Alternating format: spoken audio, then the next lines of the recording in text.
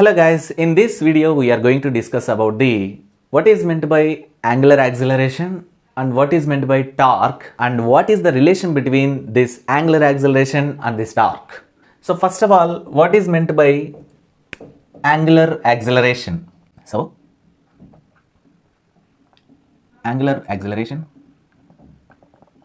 so it is denoted by alpha. Actually, we know about the acceleration. What is meant by acceleration? The rate of change of velocity is called acceleration. So, ఇంతకు ముందు కాన్సెప్ట్లో చెప్పుకున్నట్లుగానే rate of change of displacement is called velocity. Rate of change of angular displacement is called angular velocity. So, in the same way, rate of change of velocity is called acceleration. Rate of change of angular velocity is called angular acceleration. So actually అంటే ఇప్పుడు చూడండి, ఒక straight లైన్లో ఒక బాడీకి velocity ఉందంటే అది just ఒక లీనియర్ వెలాసిటీ, రైట్? సో ఆ లీనియర్ వెలాసిటీకి మనకి యాక్సలరేషన్ ఉంటుంది. అలా కాకుండా ఇంతకుముందు కాన్సెప్ట్లో చెప్పిన విధంగా యాంగిల్ మేక్ చేస్తూ డిస్ప్లేస్మెంట్ జరిగితే దాన్ని యాంగులర్ డిస్ప్లేస్మెంట్ అంటాం. అప్పుడు బాడీకి ఉన్న వెలాసిటీని యాంగులర్ వెలాసిటీ అంటాం. ఆ యాంగులర్ వెలాసిటీ కలిగి ఉన్న బాడీకి ఏముంటుంది? యాంగులర్ యాక్సలరేషన్ ఉంటుంది. సింపుల్గా మనం ఇక్కడ ఏం రాయొచ్చు అంటే, so angular acceleration alpha is equal to the rate of change of angular velocity. So in this way we can derive this. So దీన్ని మనం ఈ ఈక్వేషన్ గుర్తుంటే మనం ఈజీగా డెఫినేషన్ రాయొచ్చు. సో dy by dt ని మనం ఏం చదవాలని చెప్పాను? Rate of change of. So the rate of change of angular velocity is called angular acceleration. Here omega is called angular velocity. Okay, so angular velocity is called angular acceleration. So actually normal acceleration formula ఏంటి?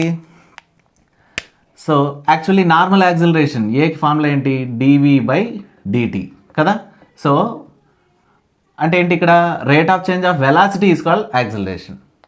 Here rate of change of angular velocity is called angular acceleration. So that's the difference. So clear. Now next torque.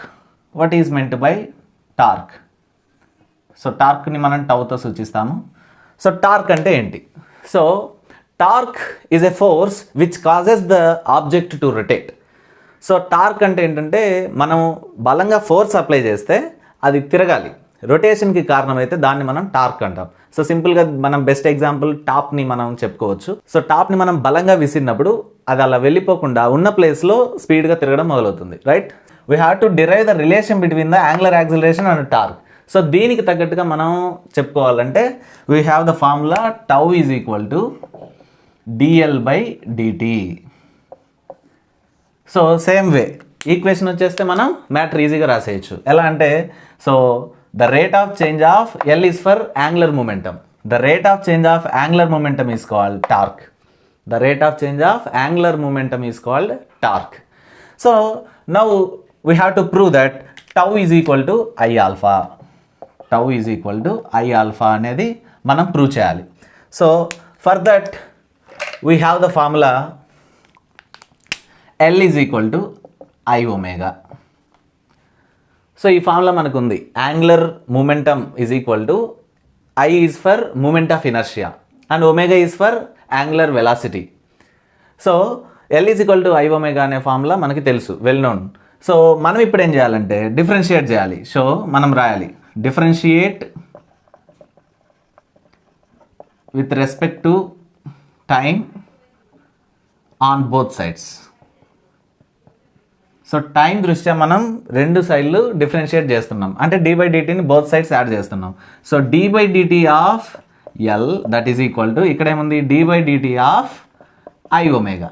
So next స్టెప్లో d by d t అంటే l, d l by d t is equal to, ఇక్కడ చూడండి constant టర్మ్ని బయట రాయాలని చెప్పాం. So here moment of inertia is constant. So moment of ఇనర్షియాని మనం బయటికి రాస్తున్నాం. సో డి ఒమేగా బై డిటీని అలానే రాస్తున్నాం, right? So here d l by d t అంటే మనకు ఆల్రెడీ ఫార్ములా ఉంది. Rate of change of angular momentum is called torque. So d l by d t బదులు నేను టార్క్ని రాస్తున్నాను. ఐని అలానే రాస్తున్నాం. డి ఒమేగా బై డిటీ ఇక్కడ ఆల్రెడీ ఉంది. Rate of change of angular velocity is called angular acceleration.